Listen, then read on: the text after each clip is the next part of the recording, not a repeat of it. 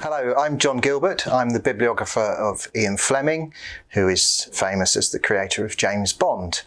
I have compiled the Schøyen Collection over a number of years, which we have now acquired, and we have a number of highlights from the collection, which I'm happy to show you and talk through today. The Schøyen Collection is one of the largest private manuscript collections in the world.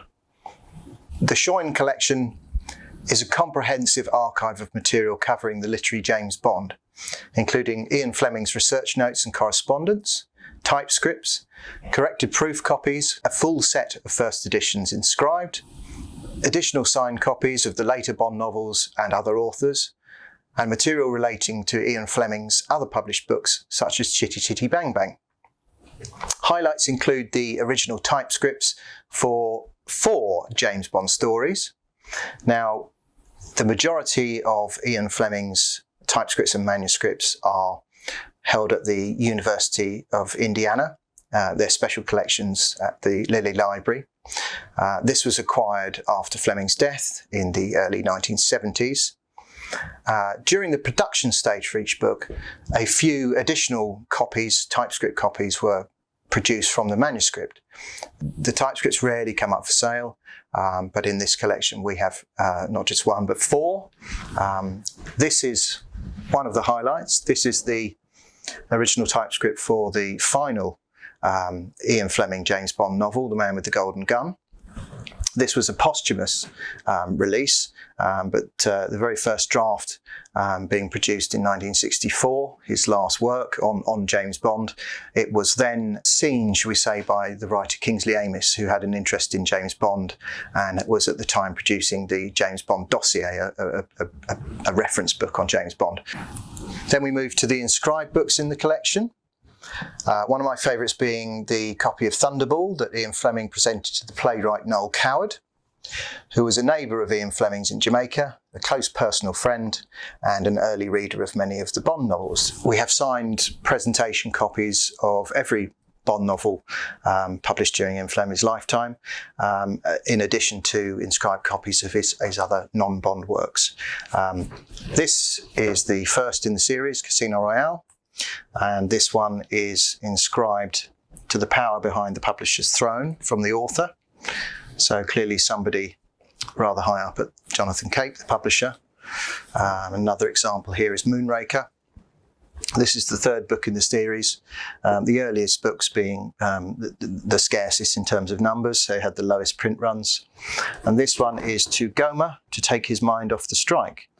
Gomer was Ian Fleming's boss at the Sunday Times, and the strike refers to a newspaper strike in 1955. Another interesting inscribed copy is an omnibus edition, which has one of the greatest inscriptions you would ever care to find. This is an American omnibus, the first thus, but it's inscribed To James Bond from Ian Fleming. James Bond was simply a reader who was namesake of the famous spy protagonist.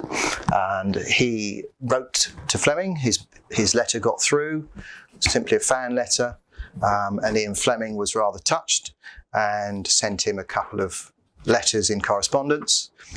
This one is rather special as it contains the notes he made while on location in Istanbul during the filming of the movie From Russia with Love. He mentioned Sean Connery, the producers Harry Saltzman and Cubby Broccoli, and the film director Terence Young. There are also some references to the then unpublished novel You Only Live Twice, which he was writing at the time. So this, with those references, really is first-rate Ian Fleming material. We also have a copy of Fleming's very first book. This was a handbook for reporters, which he drafted in the late 1940s.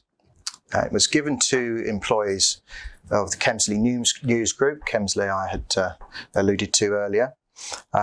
This newspaper group included the flagship paper, the Sunday Times, which Fleming was the foreign editor of.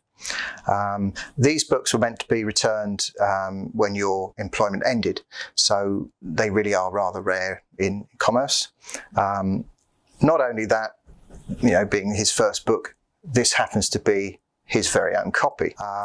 So details of the collection, the numerous items in the collection, several hundred, are online, and a comprehensive hardcover catalogue has been produced and is available for sale.